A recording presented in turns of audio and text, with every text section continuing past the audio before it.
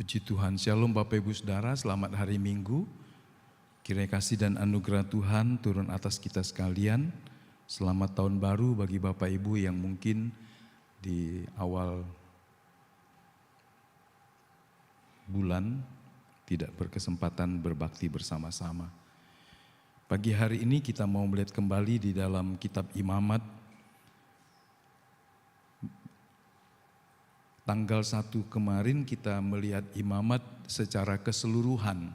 Dari 27 pasal itu kita melihat dalam satu tema sederhana yang menjadi utamanya agar kita hidup dekat kepada Allah.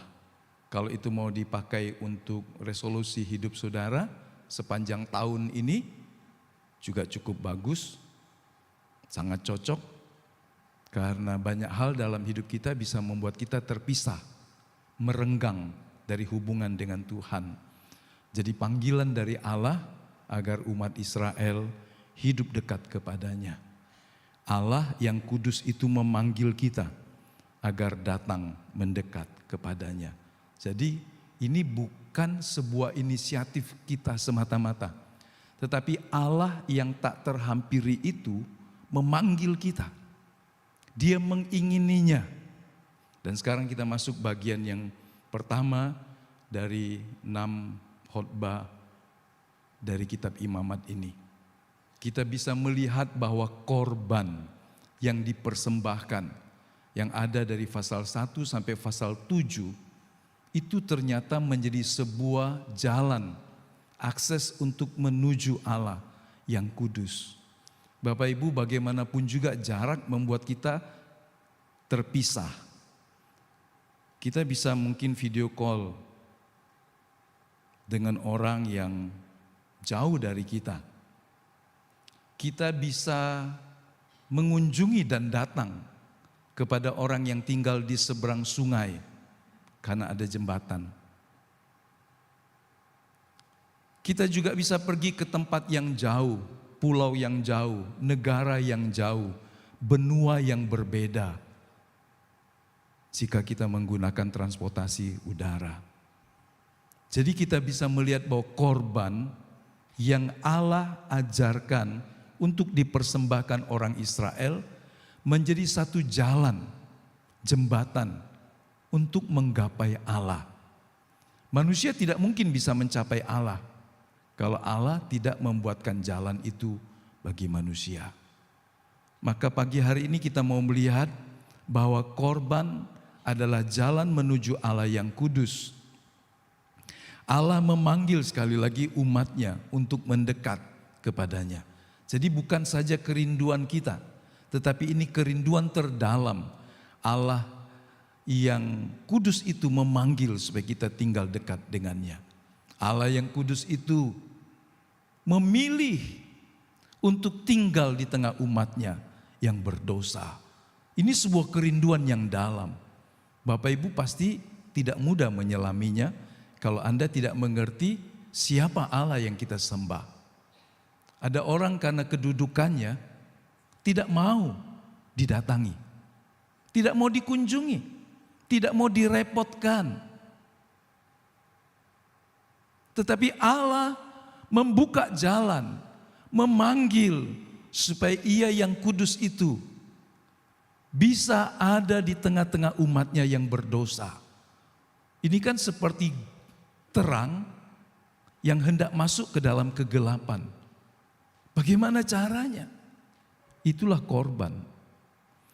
Nah, mari kita membaca lebih dahulu Keluaran pasal yang Imamat pasal yang pertama. Imamat pasal yang pertama, kita baca 5 ayat pertama saja. Dari 7 pasal yang kita mau bahas pagi ini, dalam rangkumannya, saya mengajak kita membaca 5 ayat pertama dari Imamat pasal 1, korban bakaran. Tuhan memanggil Musa dan berfirman kepadanya dari dalam kemah pertemuan.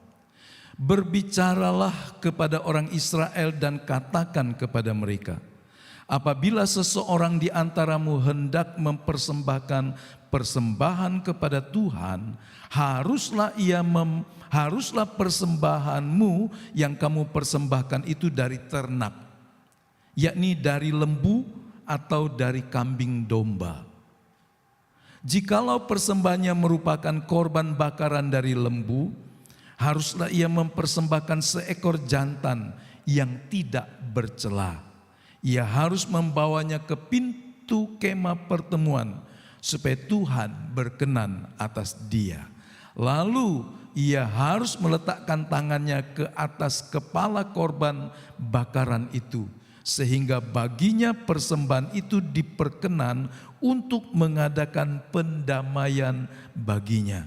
Kemudian haruslah ia menyembelih lembu itu di hadapan Tuhan. Dan anak-anak Harun, imam-imam itu, harus mempersembahkan darah lembu itu dan menyiramkannya pada sekeliling mezbah yang di depan pintu kemah pertemuan dan seterusnya. Dari bacaan ini setidaknya kita dapat gambaran singkat sedikit. Salah satu korban yang disebut korban bakaran diatur dengan sebuah cara yang tertentu, tidak boleh sembarangan.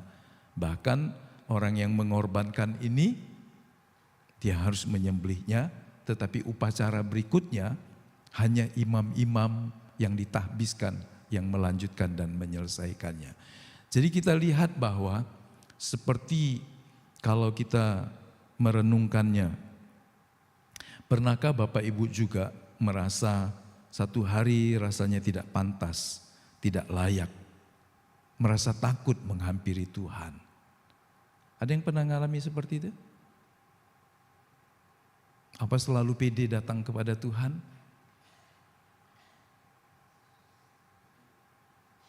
Pernahkah Bapak Ibu Anda merasakan sedikit keseganan ketika mau datang kepada Tuhan?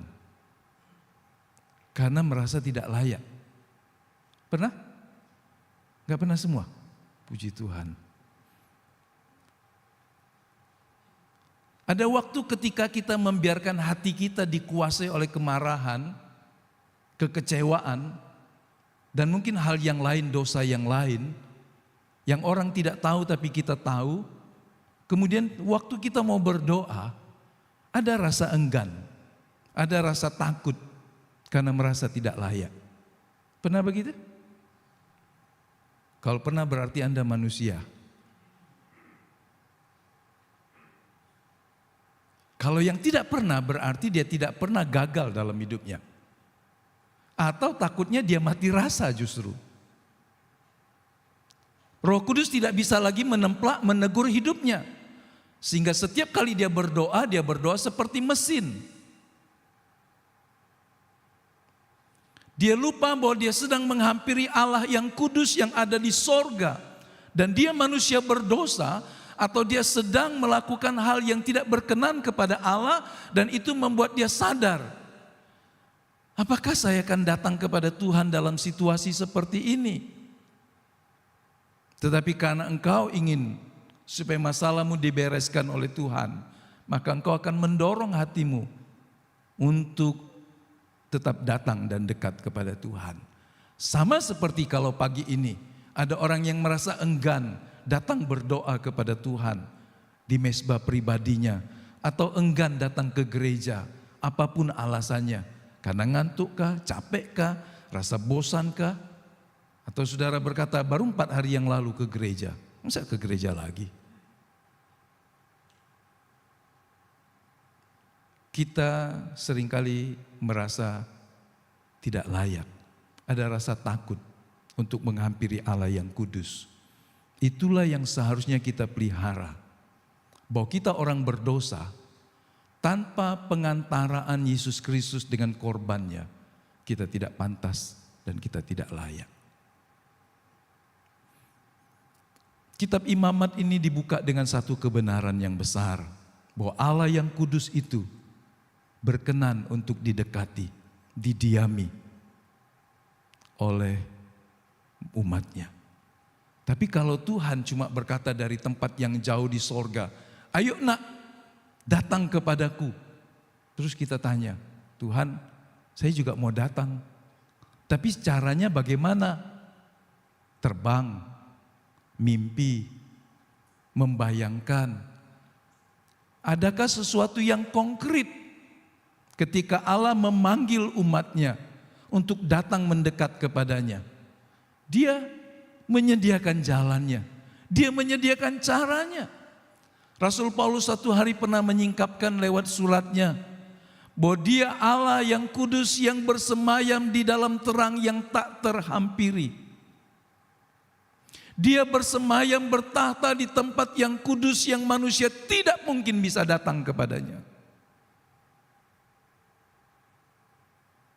Saudara mau pakai apa? Cara apa untuk datang ke hadapan Tuhan? Untuk pergi ke satu tempat saja orang berkata, aku gak bisa pergi ke tempat kamu. Kenapa? Karena kamu ada di Amerika, saya ada di Indonesia. Saya harus terbang naik pesawat sekitar berapa 20 lebih jam. Gak ada tiketnya. Atau mungkin berkata tidak ada penerbangan karena cuaca dan badai dan seterusnya. Ada waktu kita berkata aku tidak bisa pergi ke tempat kamu meskipun masih sama-sama di bumi. Ada orang tua yang tidak bisa dikunjungi anaknya dalam tahun baru kemarin. Anda cuma berkata, Mak, Pak, Bang, Kak, Dik, Nak, kita nggak bisa kumpul ketemu ya. Pakai video call saja. Ada yang begitu? Semua sudah berkunjung dengan keluarganya kemarin? Ada yang tidak bisa berkunjung? Nggak bisa pulang kampung? Atau sudah nggak ada kampungnya lagi? Masih ada orang tua? Kemudian kita berkata, Ma, waduh, saya pengen sekali ya akhir tahun bersama mama, papa mungkin. Tapi nggak bisa, nggak ada waktu untuk cuti. Misalnya begitu. Ada kerinduan, tetapi kita terhalang. Manusia tidak mungkin menghampiri Allah. Karena dia bersemayam di tempat yang maha kudus. Tetapi sekarang dia menyediakan caranya, jalannya. Itulah kitab Imamat. Jika kitab Kejadian menjelaskan siapa itu manusia, kita bukan lahir dari sebuah proses evolusi. Bapak Ibu yang belum pergi ke museum, bukan promosi, museum harimau, ya kan, Bapak Ibu bisa melihat ditemukan fosil-fosil tua yang katanya lebih tua dari situs purba yang ada di Sangiran, Solo. Kemudian di situ ada banyak penjelasan secara sains.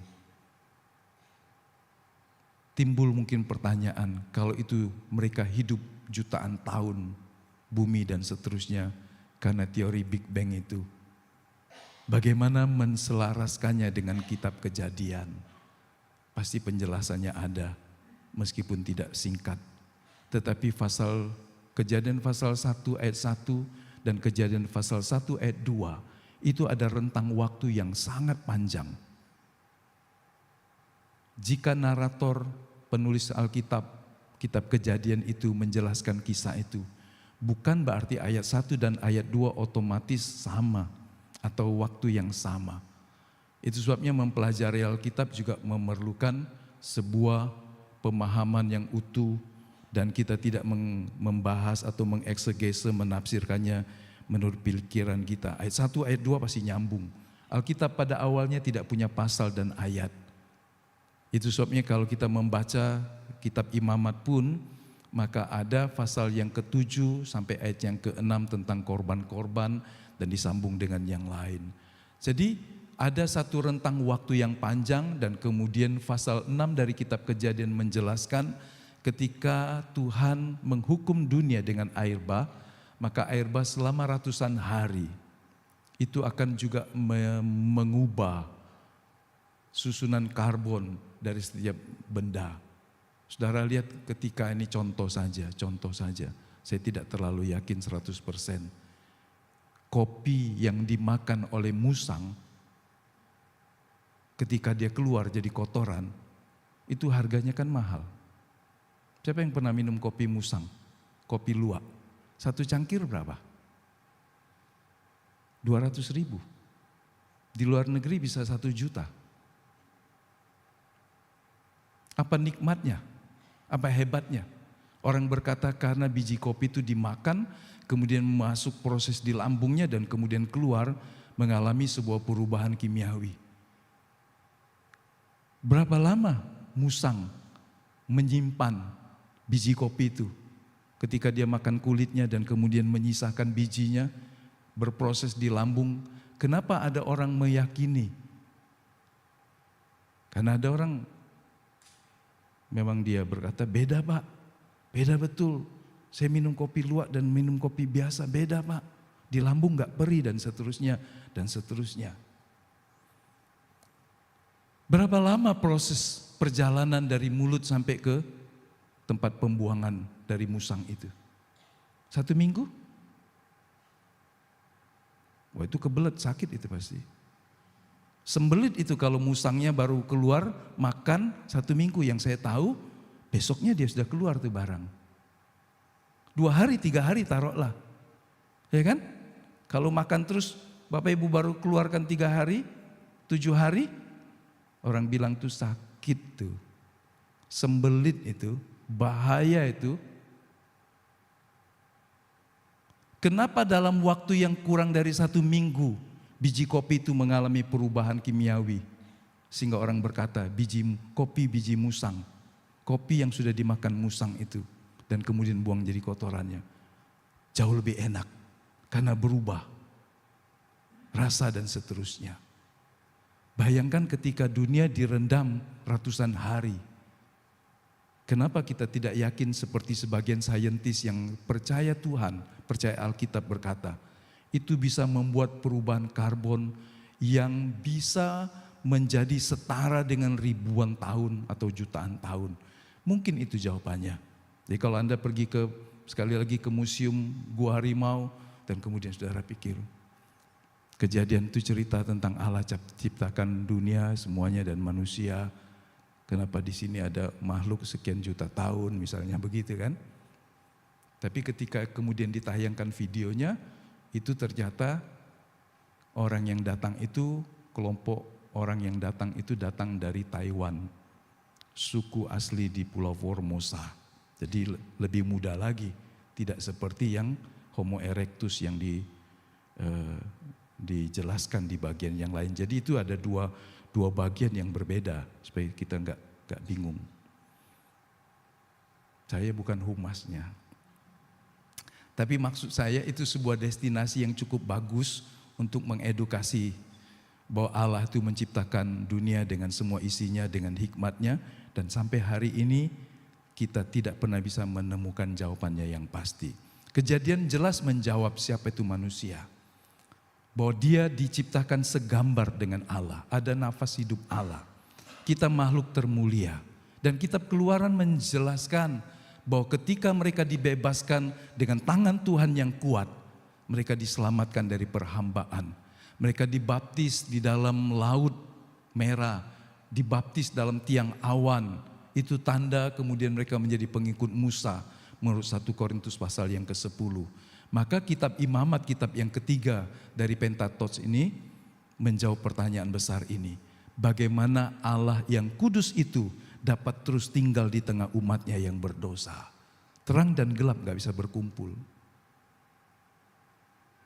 Kalau Anda mungkin terbiasa hidup bersih, Anda gak bisa tinggal di lingkungan orang yang tidak mandi, tidak sikat gigi, tidak cuci bajunya, spraynya 1 tahun gak pernah diganti. Misalnya rumahnya walaupun bagus tapi kotor, jorok, tidak ada cahaya masuk, tidak ada sirkulasi udara. Anda berkata gak betah tinggal di sini. Ya kan? Halo? Pasti kita bilang gak betah tinggal di sini.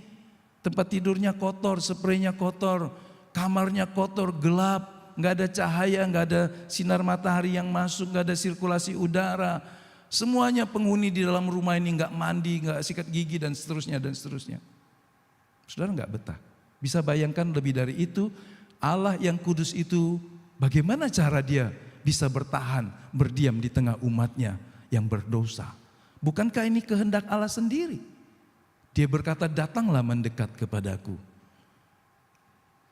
Jadi kita melihat bahwa kitab imamat itu penting. Kalau kita membaca Kejadian senang, Keluaran agak seru juga. Ketika imamat kita lompat. Coba kita lihat bilangan saja, ya kan? Atau ada juga yang skip lagi, lompat cari kitab Mazmur. Tetapi sesungguhnya imamat itu semacam jantung teologi dari Pentatos 5 itu. Tanpa imamat kita tidak mengerti makna salib. Mengapa? Ternyata salib sudah ada di sana, di kitab imamat. Makna kekudusan itu seperti apa? Kita tahu betapa sulitnya manusia menggapai Allah. Tetapi ketika Allah menyediakan jalannya pun manusia harus rinci. 5 ayat yang kita baca tadi kan sudah cukup menjelaskan sekelumit bagaimana rincinya. Hewan itu harus berumur 1 tahun ke atas. Tidak boleh sembarangan.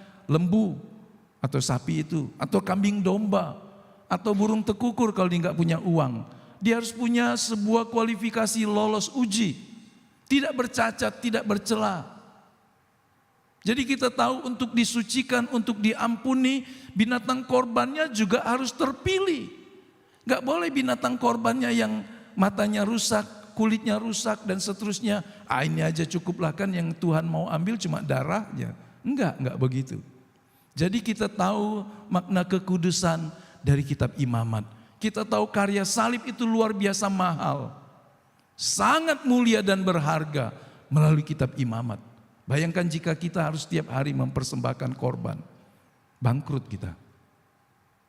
Anda nggak bisa membayar 1 kali engkau berdosa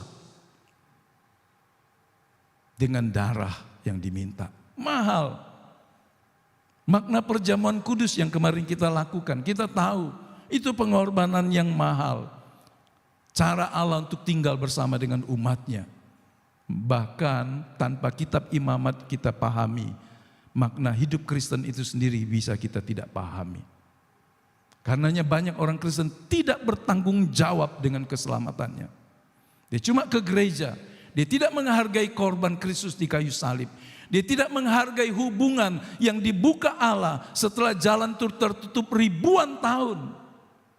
Orang kalau nggak tahu sejarahnya, seringkali menganggap remeh hal-hal yang mahal dan mulia.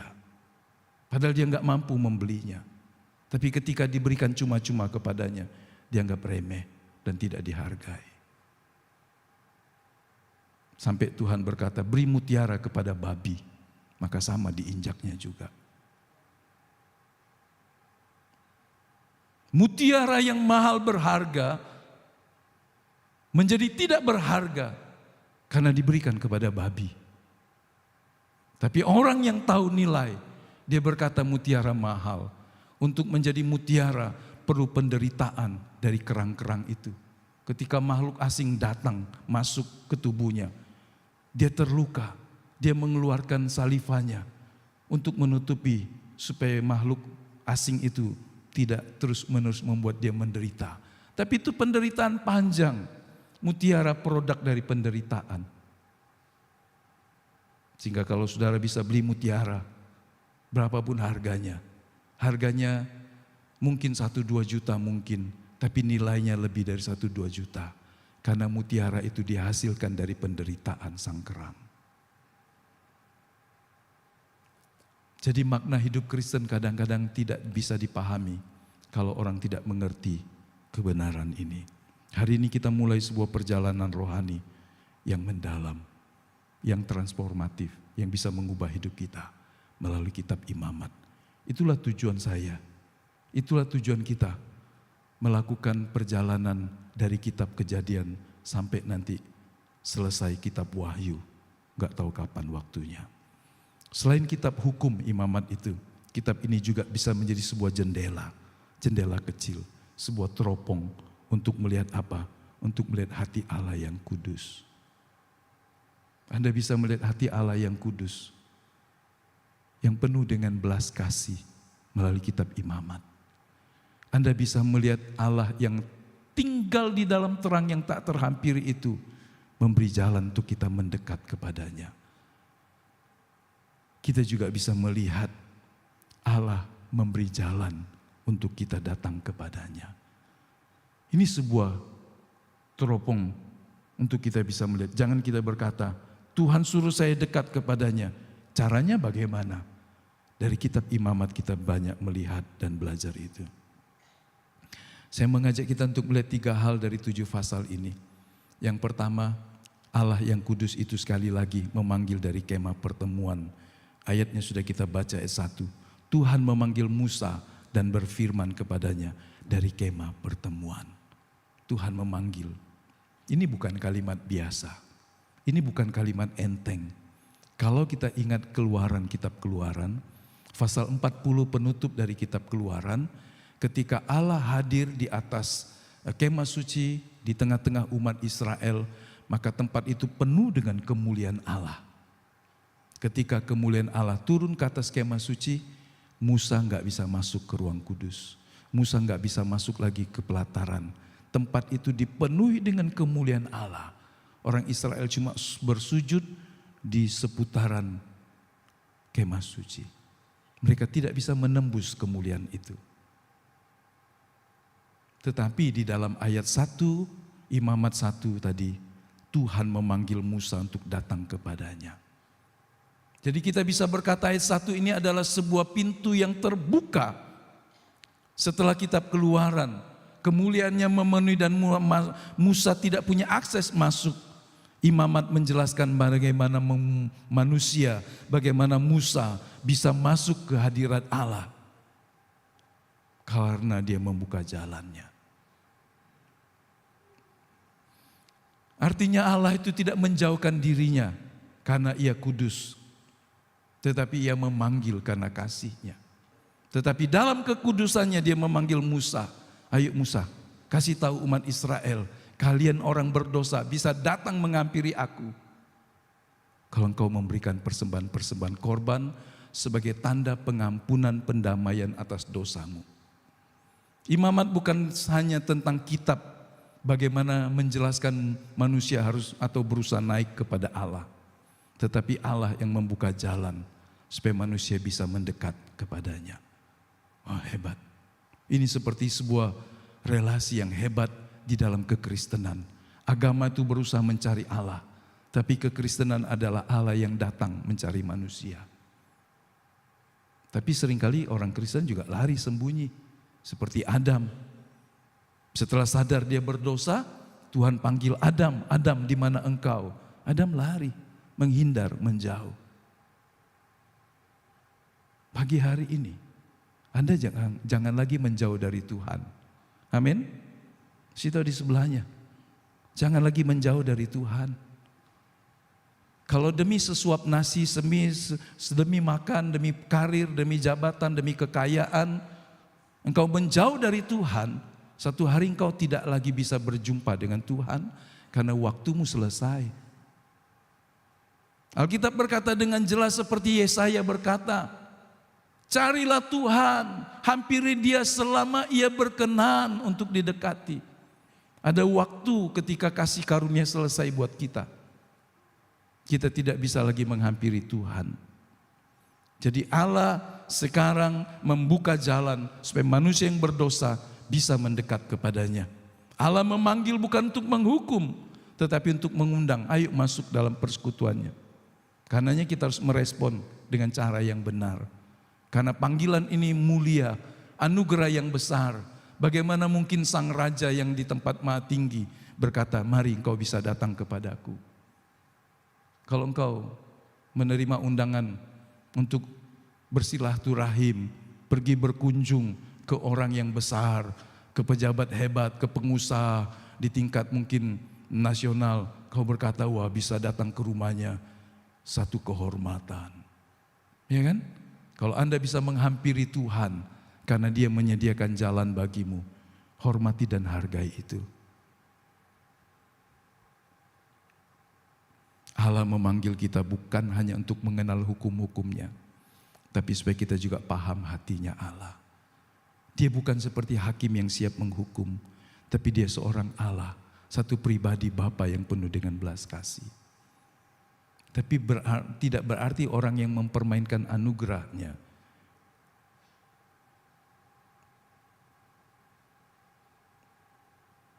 akan tetap lolos. Karena Tuhan berkata, jangan mempermainkan Tuhan. Galatia pasal yang ke-6. Apa yang ditabur orang itu akan dituainya. Jadi ketika Allah membuka kesempatan dan anugerah, terimalah dengan sukacita, dengan penuh hormat akan Dia. Vayikra ini panggilan pribadi, semata-mata inisiatif Allah. Biasanya kan kalau orang mau mengajak ke satu tempat, orang bilang, kau udah siap belum? Udah pakai pakaian baju yang rapi belum? Sudah mandi belum? Dan seterusnya. Kalau udah siap, ayo kita pergi. Kalau manusia harus siap untuk datang kepada Allah, manusia nggak pernah punya kesempatan itu. Manusia itu kalau menunggu sudah layak dulu, sudah suci dulu semuanya, baru bisa dipanggil Allah. Enggak, kita terlambat. Alkitab berkata dengan jelas, waktu kita masih berdosa, Kristus telah mati di kayu salib buat kita. Sebelum Anda mengenal Tuhan, sebelum Anda tahu baca Alkitab, sebelum Anda sekolah minggu dari kecil, Allah telah mengasihimu dengan menyatakan Kristus mati di kayu salib. Bahkan kitab Efesus pasal 1 berkata, sebelum kau dilahirkan, Allah memanggil dan memilihmu. Kalau hari ini kau duduk di gereja di tempat ini,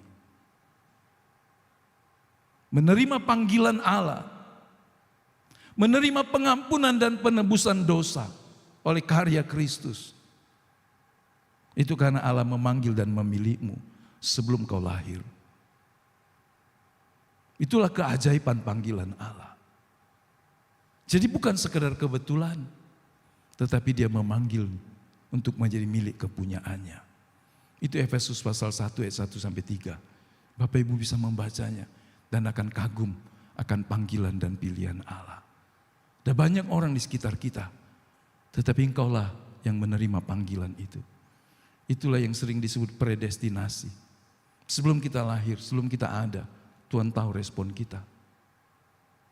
Jadi kalau Anda menjadi orang yang percaya kepada Kristus hari ini, sejak engkau mengenal Kristus, sampai nanti seumur hidupmu di bumi, jangan sia-siakan, karena Allah memanggilmu dan Allah memilihmu menjadi milik kepunyaannya.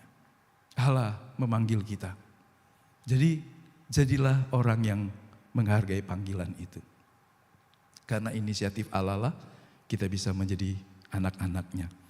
Allah bukan hanya maha kuasa, tetapi Dia juga maha dekat. Dari tabir kemuliaannya Dia berseru, datanglah, Musa datang kemari. Karena Dia bicara dari kemuliaan di kemah suci itu. Seperti seorang ayah yang memanggil anaknya untuk mendekat. Sini nak, papa, mama, mau lihat lukamu. Bahaya enggak? Perlu dibersihkan dulu supaya tidak jadi infeksi dan seterusnya. Kalau dia jatuh, engkau memanggilnya sini nak. Orang tua akan memeluk anaknya dan menggendongnya kalau kakinya sakit, tidak bisa dipakai berjalan.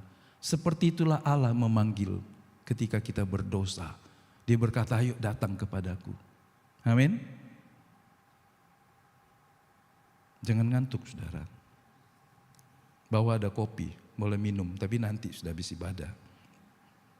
Yang kedua, ya kopi di bawah Bapak Ibu bisa minum, gratis. Antri aja pencetnya. Nah, yang kedua kita lihat makna korban. Bukan hanya bicara tentang kematian dari hewan, tetapi ternyata maknanya adalah supaya kita punya akses untuk mendekat kepada Allah. Dari 7 pasal ini, dominan apa di situ kita lihat? Korban. Ada 5 jenis korban di situ. Karena korban berasal dari kata karaf yang berarti mendekat. Jadi korban ini bukanlah sogokan, tetapi sebuah jembatan, sarana mendekat kepada Allah dengan kerelaan hati. Kalaupun Allah sediakan tempatnya, sarananya, tapi kalau kita tidak mau pakai, maka kita tidak pernah bisa sampai kepada Allah. Yang paling penting kita ingat, korban itu sekali lagi bukan soal pertama-tama membunuh binatang. Meskipun mahal, terpilih. Tetapi ini tentang apakah sesudah engkau mempersembahkan korban, engkau masuk ke hadirat Tuhan. Ada 5 jenis korban yang nanti kita lihat. Korban bakaran berarti penyerahan total, korban sajian, syukur dan pengabdian, korban keselamatan bicara tentang persekutuan dengan Allah, korban penghapus dosa bicara pemulihan hubungan, korban penebus salah berarti saudara harus bertanggung jawab setelah diampuni dan kemudian membayar denda. Jadi jangan hanya bilang maaf ya barangnya rusak, ini saya sudah kembalikan rusak. Enggak, kau harus juga membayar denda. Jenis dan makna korban di sini dalam teks aslinya, kita lihat bahwa semua korban ini pada akhirnya nanti berpuncak pada Imamat 16, korban pada hari pendamaian. Kata pentingnya di situ adalah tutup pendamaian atau kaporet, di mana darah yang sudah dikorbankan dibawa oleh imam besar itu sampai masuk ke ruang Maha Kudus dan kemudian dia memercikkannya di peti perjanjian. Peti perjanjian itu satu perabotan yang tertutup 1 tahun 1 kali cuma bisa didatangi. Padahal korban setiap pagi dan petang ada. Tapi untuk hari tertentu saja, 1 kali saja dalam 1 tahun, imam besar membawa darah itu, sesudah dia perciki keluar, dia akan perciki sampai ke dalam ruang Maha Kudus. Maknanya apa? Maknanya dalam, nanti kita bisa melihatnya. Pasal 9, pasal 10. Jadi kitab Ibrani itu paling banyak mengutip kitab Imamat. Jadi Imamat paling banyak ada dalam perjanjian baru itu di kitab Ibrani. Bahwa Kristus adalah imam besar dan dialah mempersembahkan korban sejati yaitu tubuhnya sendiri. Jadi kalau kita bicara tentang Imamat, kita bicara tentang Kristus. Ini bukan cerita tentang sesuatu yang kuno, ribuan tahun yang lalu, yang sudah selesai.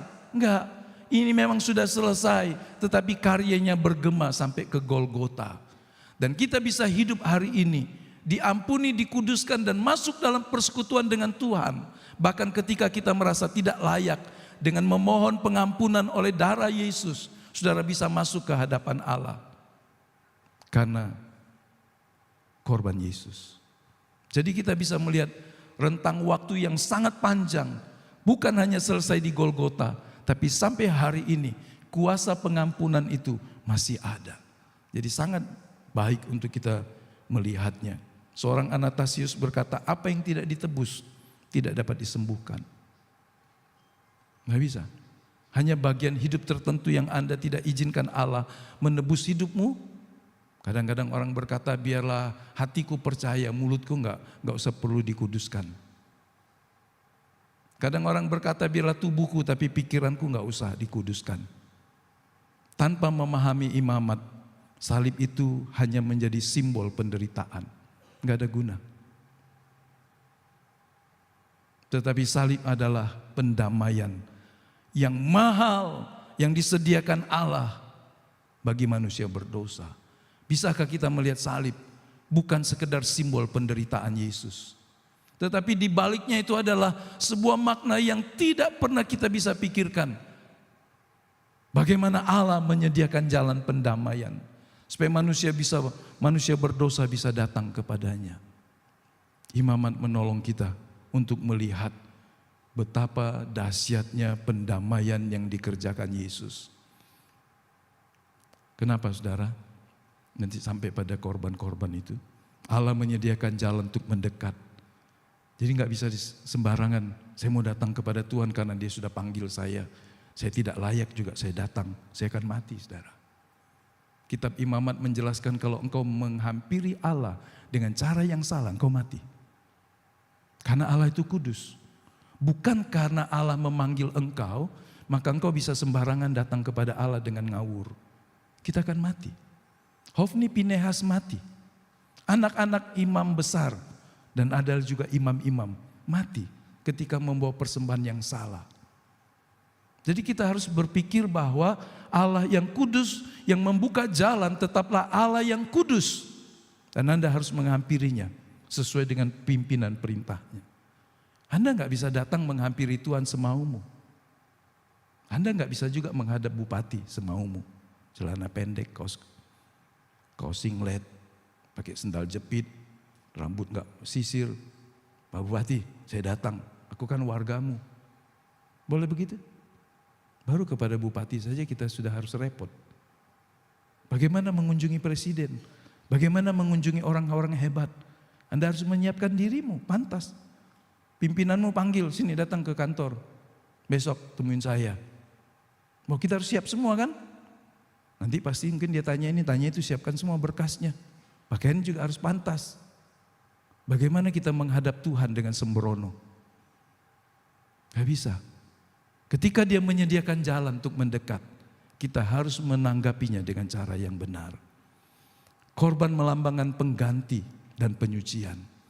Waktu tadi seorang yang meletakkan tangannya di atas kepala binatang yang akan disembelih itu, seolah-olah dia memindahkan semua dosanya kepada binatang itu. Dan korban itu harus binatang yang tidak bercacat. Dia hanya menanggung dosa yang dipindahkan dari orang yang meletakkan tangan ke atasnya. Coba kita lihat 7 pasal ini dalam tabel ini. Yang pertama tentang korban bakaran. Ciri utamanya apa? Seluruh binatang yang sudah dibersihkan disembelih itu diletakkan di atas mezbah, dibakar habis. Tidak ada yang tersisa. Apa maknanya? Pasti ada. Makna teologis atau makna rohaninya. Berarti ini sebuah penyerahan total kepada Tuhan. Gak boleh kakinya sebelah tinggal, gak. Semua. Seekor kalau dia persembahkan sapi, umur 1 tahun sudah besar. Semua. Setelah isi perutnya dibersihkan di air yang mengalir, maka seluruhnya dipersembahkan sebagai persembahan untuk mendamaikan dirinya di hadapan Allah. Gak boleh ada yang kurang. Apa maknanya? Sebagai sebuah nubuatan. Kristus menyerahkan dirinya sepenuhnya kepada Bapa. Jadi kita lihat korban bakaran itu ternyata menunjuk jauh Kristus korban bakaran yang sejati. Sebab kalau kita membaca Imamat pasal 1, kita tahu bagaimana tata cara itu. Kristus itu dipersiapkan bukan waktu di Taman Eden waktu manusia berdosa, kemudian Allah datang. Enggak, dari sejak janji diucapkan di Kejadian pasal 3 sampai kita membaca Allah datang dalam rupa manusia yang kita rayakan dengan Natal. Itu butuh waktu yang ribuan tahun supaya manusia siap untuk dijumpai dan diselamatkan. Korban yang kedua, korban sajian. Ini hanya dipersembahkan di atas. Tepung, minyak yang terbaik, kemenyan, dan tidak boleh ada ragi, tidak boleh ada madu. Tapi justru harus ditambahkan garam. Ini maknanya apa? Ini sebuah ucapan syukur. Sebuah ungkapan pengabdian dalam hidup sehari-hari. Fungsinya apa? Untuk menguduskan hasil kerja dan kehidupan kita. Bagaimana mengaplikasikannya dalam Kristus bagi kita orang sekarang? Menjadi orang yang percaya, yang mempersembahkan tubuhnya sebagai persembahan yang hidup. Siapa yang mau baca Roma pasal 12? Ada? Mau baca tuh? Roma pasal 12 ayat 1. Seorang tolong baca dengan suara keras.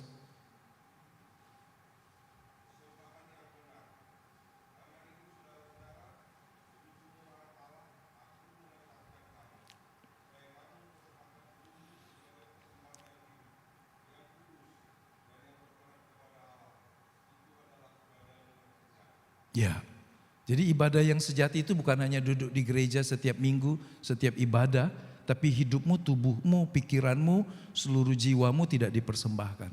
Aku ke gereja Pak, 52 kali dalam setahun, enggak lolos. Kalau dikasih bintang, aku dapat bintang sama. Ayo cek tanya, kalau 52 kali setahun yang kemarin enggak?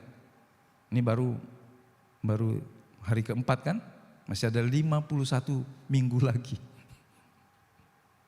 Oh kalau tahun kemarin Pak, 52 minggu saya ke gereja terus Pak. Baik di Batu Raja, baik saya di luar kota. Tetapi Meskipun itu satu hal yang bagus, apakah ketika engkau di gereja engkau cuma main HP aja? Ya kan?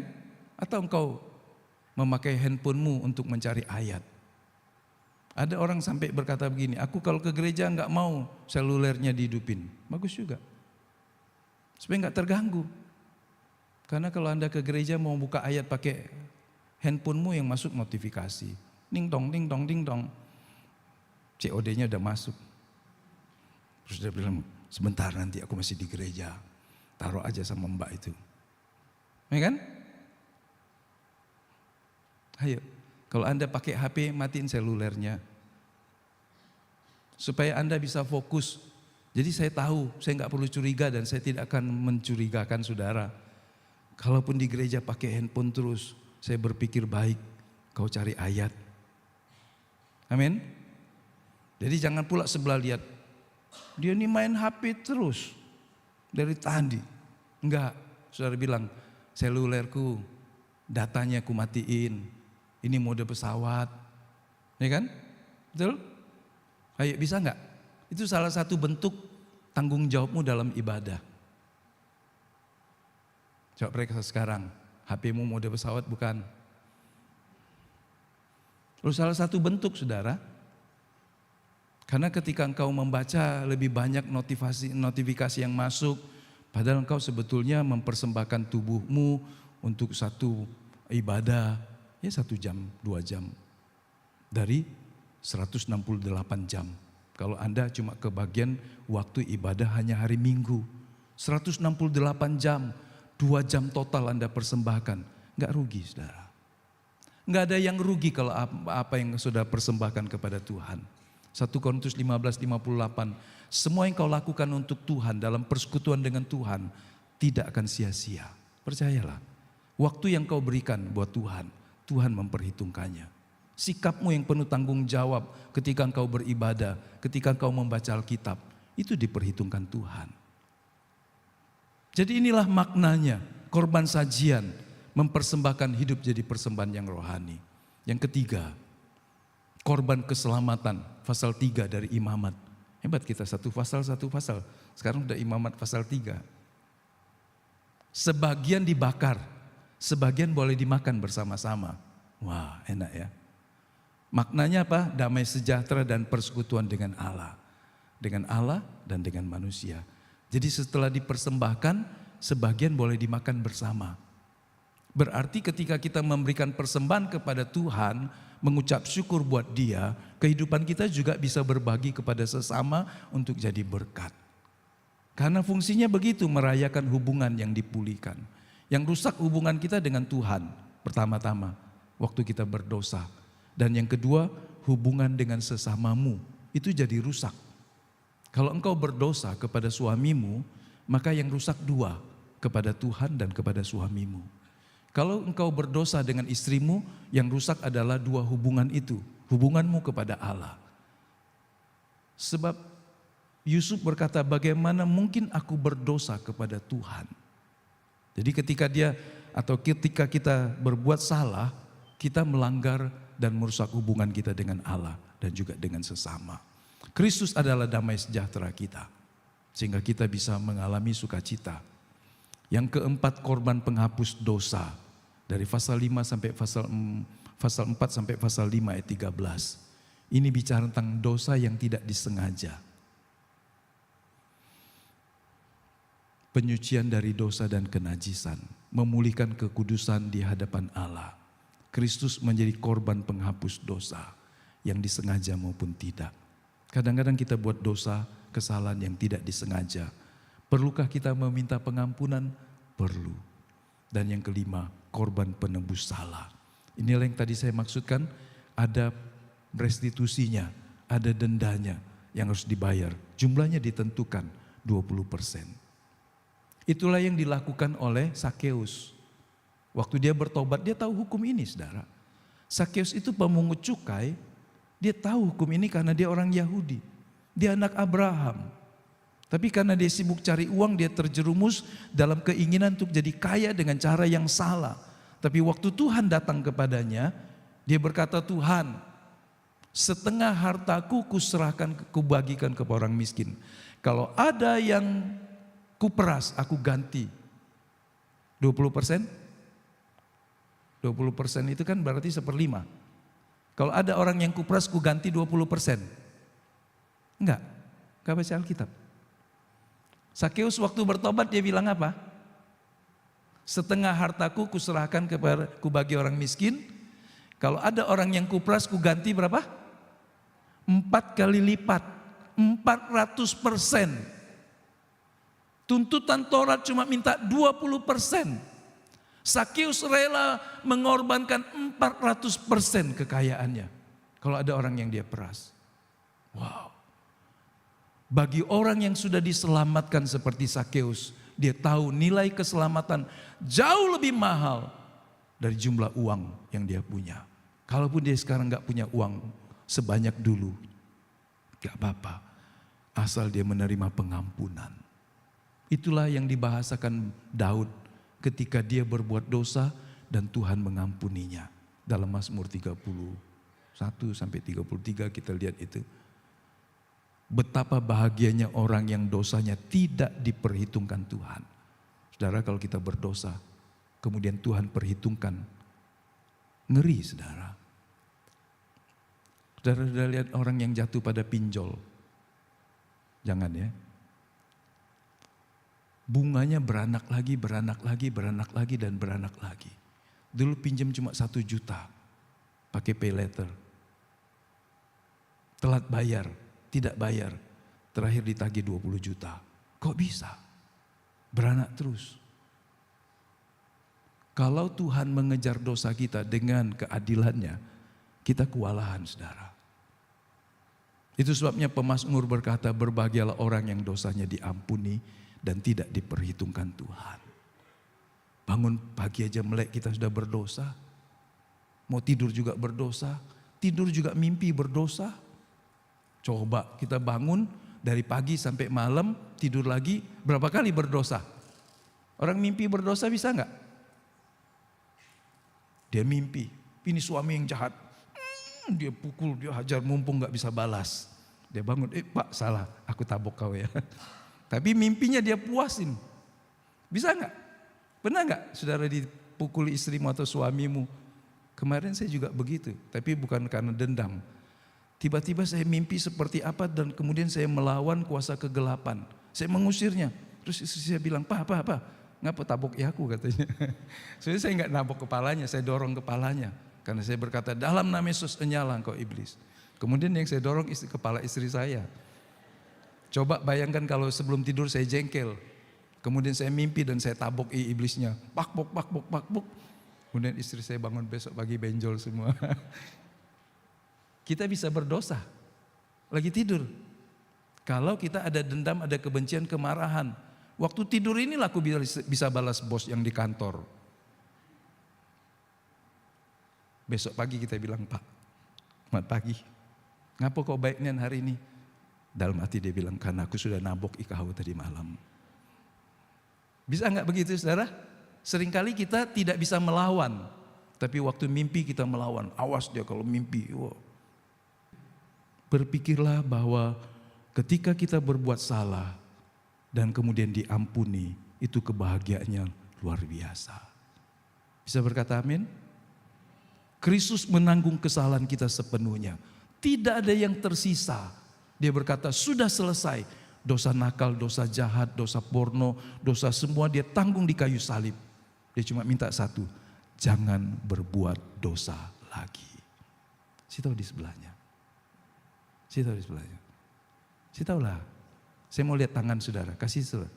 Jangan berbuat dosa lagi. Amin. Terakhir, masih ada yang ketiga ya. Ya saya cepat saja. Kristus korban yang sempurna. Semua ini menyatakan satu kebenaran, Allah membuka pintu relasi dengan umatnya, dan korban-korban ini ternyata nggak sempurna, terus diulang. Sebab memang Alkitab kemudian berkata dalam Ibrani, hukum Taurat itu cuma bayangan, jadi wajar. Karena memang kitab imamat itu adalah gambaran untuk Kristus. Kristus itu punya, di sini dikatakan 3 hal tentang korban. Semua jenis korban adalah jalan mendekat dan kemudian semuanya nanti digenapi dalam Kristus. Yesus itu imam besar.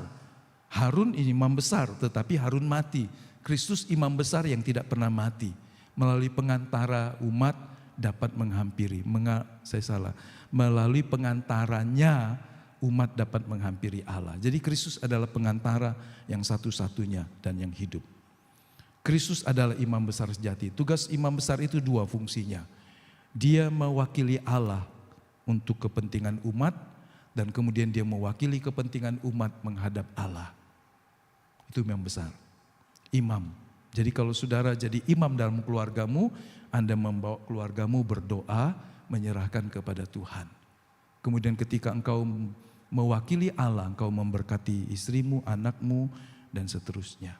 Jadi mewakili Allah, engkau memberkati mereka. Bisa enggak? Bisa. Mewakili keluargamu, engkau naikkan ke hadapan Tuhan.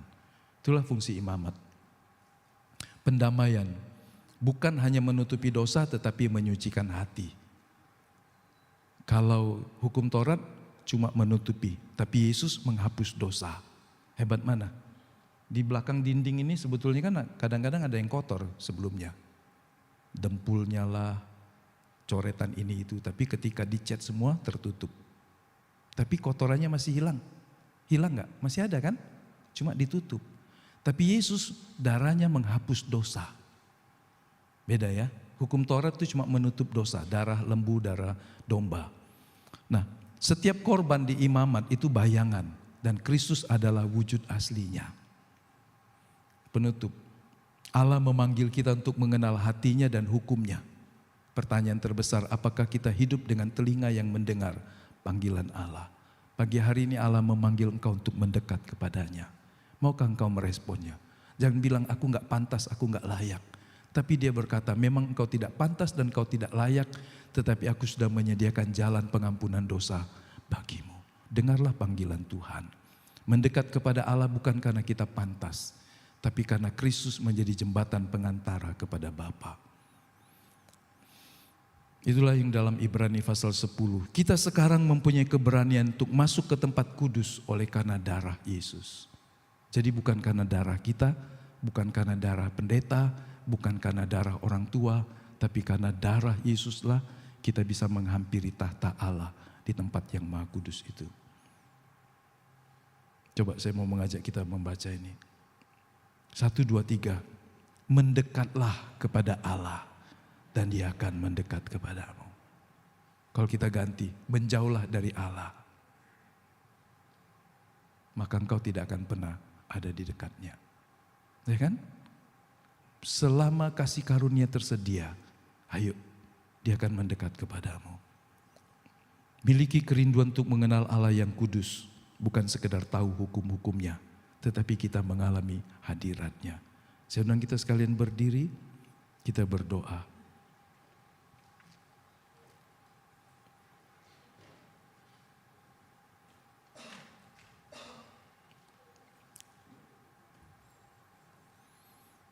Sementara kita diingatkan Tuhan tentang kehidupan yang telah dikuduskan dengan darah-Nya,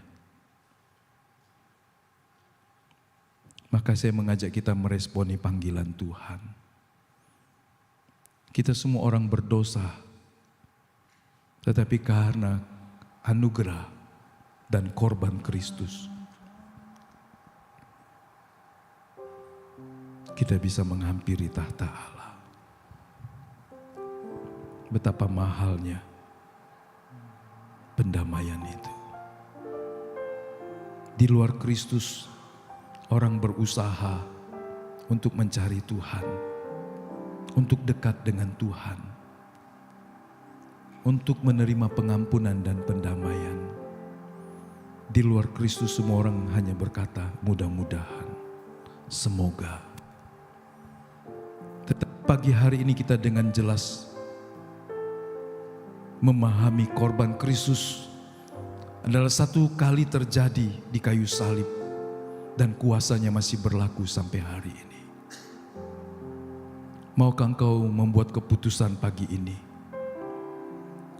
dalam kehidupanmu seterusnya untuk tinggal dekat dengan Tuhan, untuk tinggal bersekutu dengan Tuhan senantiasa. Serahkanlah dirimu kepada Tuhan, persembahkanlah menjadi persembahan yang hidup, yang kudus, yang berkenan kepada Tuhan.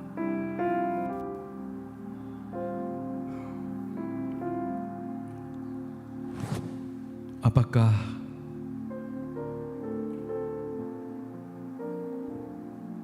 saudara mau menyerahkan hidupmu kepada Tuhan pagi hari ini? Menyerahkan kembali, membuat komitmen baru, tidak setahun sekali, tetapi setiap minggu, setiap hari.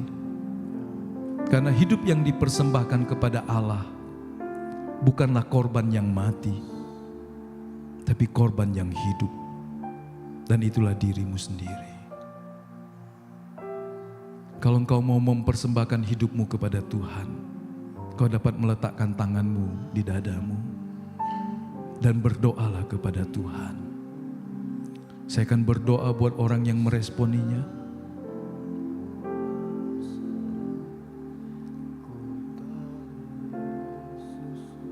Bapa, Engkau melihat pagi hari ini setiap anak-anak-Mu yang meresponi panggilan-Mu. Kami mau menyerahkan segenap hidup kami lagi pagi hari ini.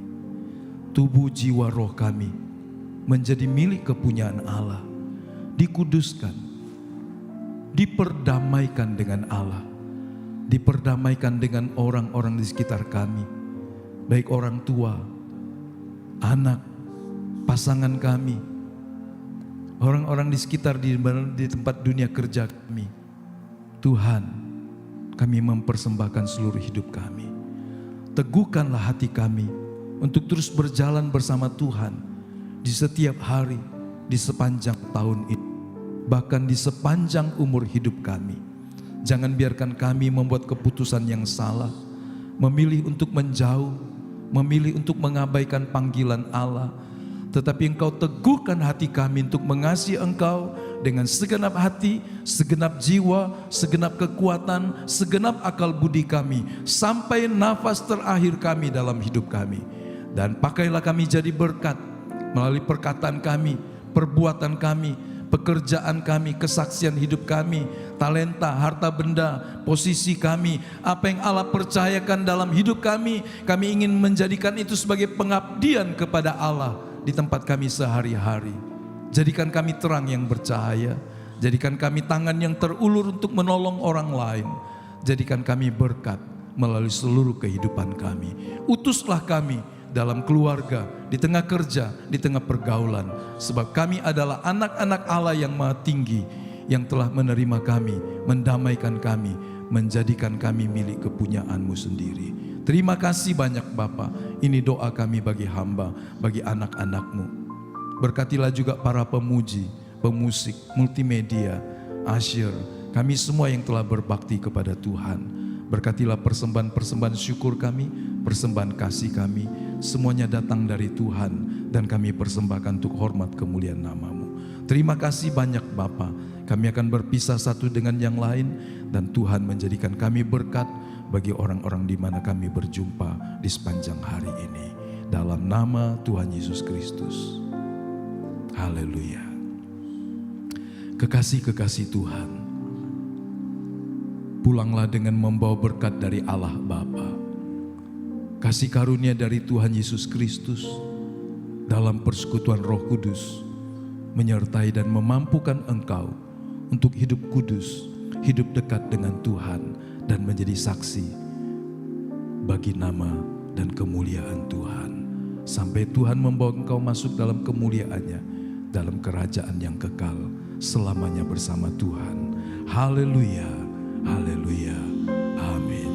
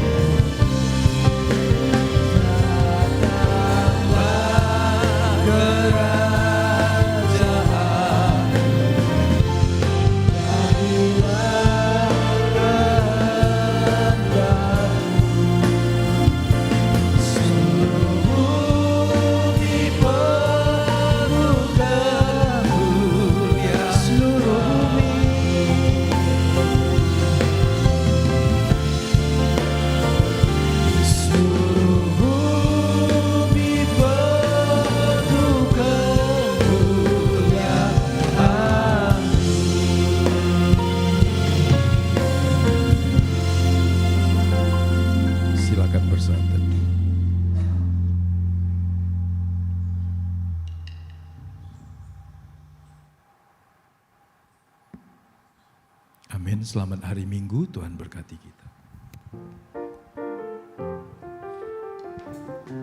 Puji nama Tuhan. Bagi Bapak Ibu yang akan memberikan persembahan, ada 2 kotak di depan dan juga bisa melalui kris.